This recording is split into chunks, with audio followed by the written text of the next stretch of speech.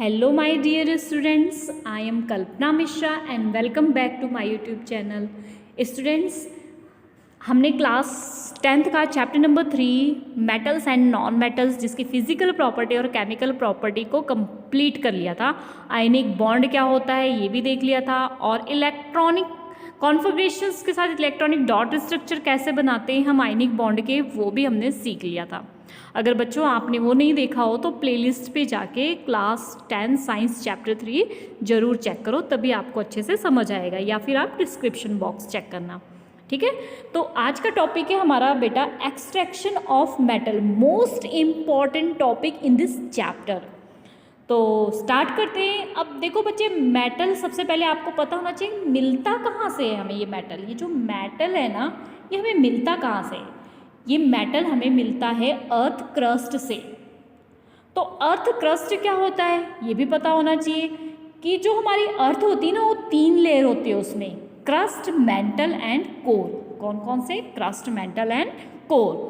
तो जो सबसे ऊपर की जो लेयर होती है उसे बोलते हैं क्रस्ट, और उसी क्रस्ट में ये जो मेटल्स होते हैं ना वो पाए जाते हैं।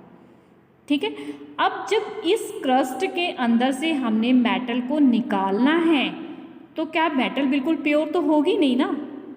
अगर पूरी प्योर मेटल निकल जाएगी फिर तो कोई बात ही नहीं है, लेकिन जब हम इस अर्थ में से, इस अर्थ क्रस्ट में से हम मेटल को निकालते तो प्योर फॉर्म में नहीं होती है। ठीक है, तो इसी को हम पहले ये चीज़ें देखेंगे कि जब हम उसके अंदर नीचे से निकालते हैं तो किस किस फॉर्म में निकलती है और उसके साथ कौन सी इम्प्योरिटीज़ होती है। पहले इस कॉन्सेप्ट को हम क्लियर करेंगे, उसके बाद हम देखेंगे इसका एक्सट्रैक्शन। तो सबसे पहले बच्चे हमने क्या पढ़ लिया कि हमें जो मेटल है वो कहाँ से मिलती है? अर्थ के क्रस्ट से। ठीक है, अर्थ के क्रस्ट से। ठीक है, अब एक चीज़ और है, आपको पता है जो सी वाटर होता है, सी वाटर में क्या होता है? सॉल्ट। सॉल्ट का फॉर्मूला क्या होता है? NaCl, sodium chloride. तो सोडियम क्लोराइड में हमारे पास क्या है? सोडियम है और क्लोरीन है। सोडियम और क्लोरीन है, तो सोडियम आपको पता है वो क्या होता है? मेटल। मेटल होता है ना, तो इट मीन्स मेटल जो है वो सी वाटर में भी कंटेन है। तो हम इसको क्या कह सकते हैं कि अगर मेजर सोर्सेस हम देखें, मेजर सोर्सेस मेटल का, कि मेटल हमें कहाँ से मिलती है, तो वो कहाँ से मिलती है? अर्थ क्रस्ट से मिलती है। लेकिन कुछ ना कुछ मात्रा में हमें मेटल्स कहाँ से मिलती है? सी वाटर से भी मिलती है। कहाँ से? सी वाटर से भी, क्योंकि सी वाटर में क्या होता है? NaCl, और NaCl में जो सोडियम है वो क्या है? मैग्नीशियम क्लोराइड, सोडियम क्लोराइड, ये सब कहाँ से मिलता है? ये सी वाटर से मिलता है। मतलब कुछ मात्रा में मेटल हमें क्या होता है? अर्थ के क्रस्ट से तो मेजर सोर्सेस है, और तो कुछ मात्रा में हमें समुद्र के पानी से भी, सी वाटर से भी हमें ये मेटल मिलता है। ठीक है, तो अब जब मेटल मिला, अर्थ क्रस्ट में से हमने मेटल को निकाला, तो मेटल जो है प्योर फॉर्म में तो होगा नहीं ना। अब उसके साथ कुछ इम्प्योरिटीज़ भी लगी होंगी, तो जो मेटल है वो अकेला नहीं आएगा, उसके साथ और भी मटेरियल्स जो हैं साथ में चिपके होंगे, और भी कंपाउंड्स साथ में मिला होगा। ठीक है, तो मीन्स एलिमेंट और कंपाउंड दोनों आपस में इकट्ठे होंगे। सिर्फ हमने ये तो नहीं कि हमें गोल्ड निकालना हमारा गोल्ड निकल गया, हमें आयरन निकालना हमारा आयरन निकल गया, तो ऐसे हम सब कुछ तो नहीं निकाल सकते ना। ये तो उसके साथ कुछ और भी चीज़ें मिली होगी, तो हम कह सकते हैं उसको हम बोलते हैं मिनरल। क्या बोलते हैं? मिनरल। तो मिनरल की हम डेफिनेशन क्या कब बोल सकते हैं? Which occur naturally in the earth crust is known as mineral. Element और कंपाउंड, द एलिमेंट और compound which occur naturally in the earth crust are known as mineral. मतलब जो एलिमेंट कंपाउंड नेचुरली हमारे अर्थ क्रस्ट से मिल जाते हैं उन्हें क्या बोलते हैं? मिनरल, जो मेटल्स के साथ होते हैं। ठीक है, तो चलिए उसको आगे हम देखते हैं। तो मिनरल्स को हम कह सकते हैं, इसकी डेफिनेशन बहुत इंपॉर्टेंट टर्म है। मेटल को एक्सट्रैक्ट करना है ना, उसके पहले की ये सारी बहुत ही इंपॉर्टेंट टर्म है। ठीक है, तो ये आपके एग्ज़ाम में कई बार इसकी डेफिनेशन भी पूछी जाती है, तो आपको इसको अच्छे से समझना है और लर्न भी करना है। द एलिमेंट और compound which occur naturally in the earth crust are known as mineral, कि ऐसा एलिमेंट और कंपाउंड जो नेचुरली अर्थ के क्रस्ट से निकलते हैं उन्हें क्या बोलते हैं? मिनरल। ठीक है, अर्थ का क्रस्ट था और वहाँ से जब हमने मेटल को निकाला, ठीक है, तो नेचुरली जो भी मटेरियल उसके साथ, जो भी एलिमेंट्स हैं, जो भी कंपाउंड्स हैं उसके साथ चिपके हुए हैं, वो सब साथ में बाहर आ जाते हैं, तो उन्हें ही हम क्या बोलते हैं? उन्हें ही हम बोलते हैं मिनरल्स। ठीक है बच्चों, आई होप मिनरल्स आपने अच्छे से समझ लिया। तो अगला हम पार्टिकल्स चलते हैं। अगर हम अगली डेफिनेशन देखें तो वो है ओर। क्या है वो? ओर्स। ठीक है, तो अब देखते हैं ओर्स क्या होते हैं। The minerals from which the metal can be conveniently and the profitably extracted. देखो, अब मिनरल्स तो निकला, उसमें एलिमेंट भी है, कंपाउंड भी है, लेकिन ये एक तरीके से मिनरल का ही फॉर्म होता है। कई लोग इसे मिनरल ही समझते हैं, लेकिन इसको अलग से इसको हम डिफाइन कैसे कर सकते हैं कि ये मिनरल जो है, जब मेटल को हम नीचे से निकालते हैं, ज़मीन के नीचे से, और मिनरल निकला ना, मिनरल मीन्स जिसमें एलिमेंट भी है, कंपाउंड भी है, सब कुछ है उसके साथ, तो जब उसमें से हमारे प्रॉफिट के लिए एक्सट्रैक्शन मीन्स प्रॉफिटेबल हो, हम जो मेटल निकालना चाहते हैं ना वो ज़्यादा उसके अंदर हो। फॉर एग्जाम्पल, अगर आप देखो हेमेटाइट, हेमेटाइट किसका ओर है? ये ओर है आयरन का। ओर मीन्स जब हमने मिनरल को निकाला और उसमें ज़्यादातर आयरन था, तो वो किसका ओर था? वो हेमेटाइट था। मीन्स हम क्या बोलते हैं? ये आयरन का ओर है। जब हमने मिनरल्स निकाला उसमें ज़्यादातर आयरन है और तो उसे हमने क्या बोल दिया? हेमेटाइट। इसी तरीके से एल्यूमिनियम अगर हमने नीचे से निकाला और उसमें ज़्यादातर एल्यूमिनियम था, जो मिनरल्स हमने निकाले अंदर से उसमें एल्यूमिनियम है, तो उसे हम बोलते हैं बॉक्साइट। तो ये दोनों चीज़ें ही आपको पता होना चाहिए। ठीक है, आई होप मिनरल और ओर में आपने जो डिफरेंस है समझ लिया। और मिनरल क्या था? नेचुरली निकला, उसमें जो भी एलिमेंट थे, कंपाउंड थे, चाहे उसमें मेटल थोड़ा सा रहा हो चाहे ज़्यादा रहा हो। और क्या होता है कि मिनरल जो निकला उसमें ज़्यादातर क्या हो? मेटल हो, जो कि हमारे प्रॉफिटेबल हो। ठीक है, जिसमें हमने दो एग्जाम्पल देख ली। अगर हमने आयरन का निकाला है तो उसको हेमेटाइट बोलते हैं, और एल्यूमिनियम है तो वो बॉक्साइट। ठीक है, अब इसका अगला जो पार्टिकल्स, अब देखो हमने मिनरल निकाला, और निकाला, उसके साथ एलिमेंट थे, कंपाउंड थे, ठीक है, लेकिन उसके साथ बहुत सारी डस्ट पार्टिकल्स, मिट्टी हम कह सकते हैं, और भी बहुत सारी गंदगियाँ चिपकी होती है ना, तो उस टर्म को गैंग बोलते हैं। क्या बोलते हैं? गैंग। तो चलिए उसको भी देखते हैं हम। Gang, the earthly impurity such a sand, stone, earthly particles, lime stone. ठीक है, यहाँ पर आपने कॉमा कॉमा कर देना। अर्थली पार्टिकल्स, लाइम स्टोन, ये सारी चीज़ें जब हमने उस ओर को निकाला या फिर मिनरल को निकाला तो उसके साथ ये सारी चीज़ें भी तो चिपकी होंगी ना। सैंड चिपकी हुई होगी, स्टोन चिपका होगा, और भी कई अर्थ के पार्टिकल्स, मिट्टी वगैरह चिपकी होगी, लाइम स्टोन चिपका होगा, तो उनको हम क्या बोलते हैं? गैंग। ठीक है, तो उनको क्या बोलते हैं? गैंग बोलते हैं। अब ये जो गैंग है ना, उस गैंग को तो हम इजीली सेपरेट कर लेते हैं, मतलब धो धा के जैसे मर्जी।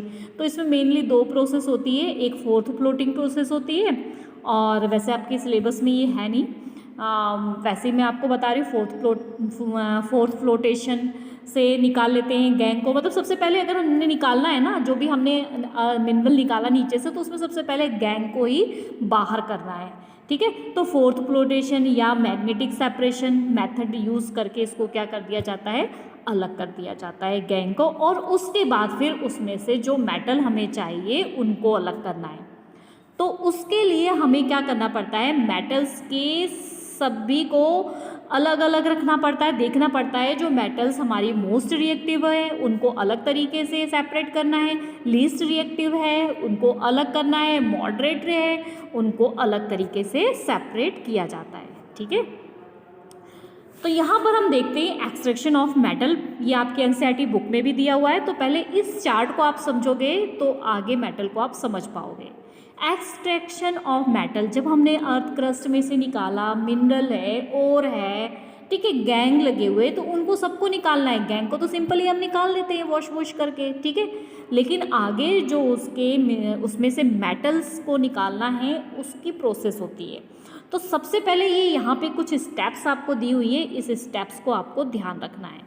इसमें सबसे पहले जो ओर निकाला है ना हमने, जो भी ओर निकाला है, जो भी मेटल का ओर निकाला, फॉर एग्जांपल कोई भी आयरन निकाला है, सल्फ़र निकाला है, जो भी सॉरी सल्फ़र तो नहीं, आयरन हो गया या कोई भी हो गया, ठीक है, एल्यूमिनियम निकाल लिया, तो सबसे पहले ये देखना पड़ेगा वो क्या है, हाईली रिएक्टिव है कि मीडियम है या फिर लो रिएक्टिव है।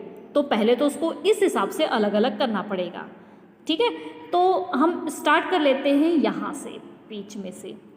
तो सबसे पहले हम मान लेते हैं हमें जो मेटल मिला है वो मॉडरेट है, मीन्स मीडियम रिएक्टिव है। अब जो मीडियम रिएक्टिव होते हैं ना, उनके साथ जो ओर्स होते हैं ना, वो कार्बोनेट के ओर्स होते हैं और सल्फाइड के ओर्स उनके साथ लगे हुए थे। तो सबसे पहले इनमें से इन दोनों को अलग करना है। तो जो कार्बोनेट के ओर्स उसके साथ लगे होते हैं उनको हम कैल्सिनेशन प्रोसेस से अलग करते हैं, और जो सल्फाइड के ओर्स होते हैं उनको हम रोस्टिंग प्रोसेस से अलग करते हैं। अब देखो, याद रखने वाली बात है, इसमें कैसे याद कर सकते हो आप कि कार्बोनेट सी से स्टार्ट हो रहा है, तो कैल्सिनेशन भी क्या है, सी से स्टार्ट हो रहा है। तो कार्बोनेट वाले और कौन से प्रोसेस, कैल्सिनेशन प्रोसेस से अलग करते हैं, ठीक है, और सल्फाइड को रोस्टिंग से। अब रोस्टिंग और कैल्सिनेशन होता क्या है, थोड़ा सा हम इसकी जो भी थोड़ी सी छोटी सी डेफिनेशन से समझ लेते हैं कि कैल्सिनेशन और रोस्टिंग होता है क्या है।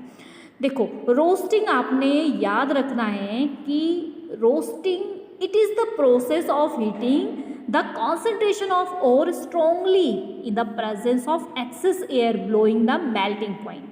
जब हम रोस्टिंग में क्या करते हैं, जब हम बहुत तेज़ी से इसको क्या करेंगे, हीट करेंगे, बहुत तेज़ी से हीट करेंगे, और किसके प्रेजेंट में, ऑक्सीजन के प्रेजेंट में, मीन्स एयर के प्रेजेंट में, उसको मेल्टिंग पॉइंट, जो उसका मेल्टिंग पॉइंट होगा ना, उस मेल्टिंग पॉइंट से बिलो तक इसको बहुत तेज़ी से हीट करेंगे, किसके प्रेजेंट में, ऑक्सीजन के प्रेजेंट में। तो उस प्रोसेस को हम बोलते हैं रोस्टिंग, ठीक है।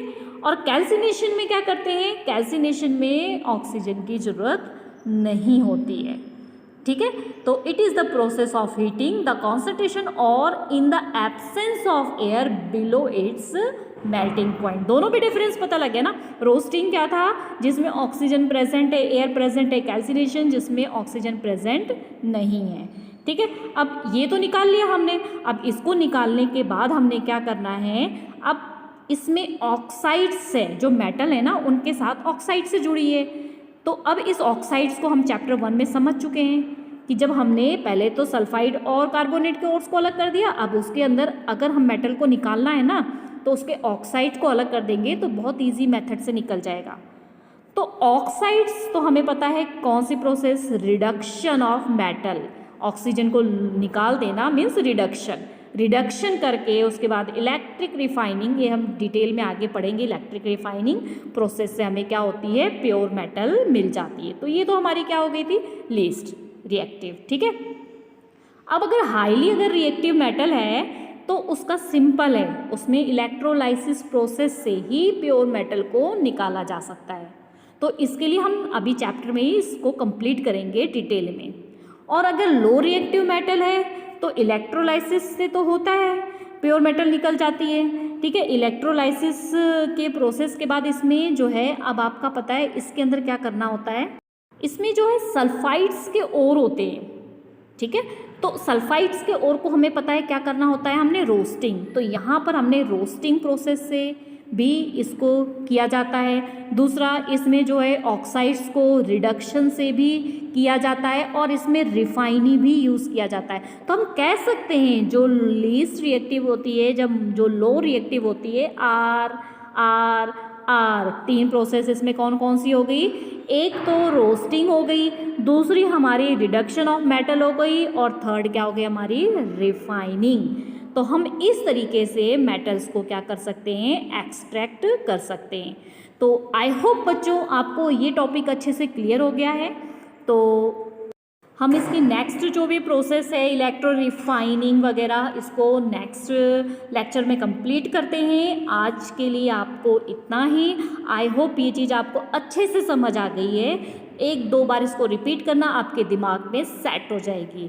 तो इसके लिए वीडियो को लाइक ज़रूर कर देना और अगर चैनल पे नए हैं तो चैनल को सब्सक्राइब कर देना और बेल आइकन को दबाना मत भूलना। मिलते हैं नेक्स्ट वीडियो में, तब तक के लिए बाय बाय।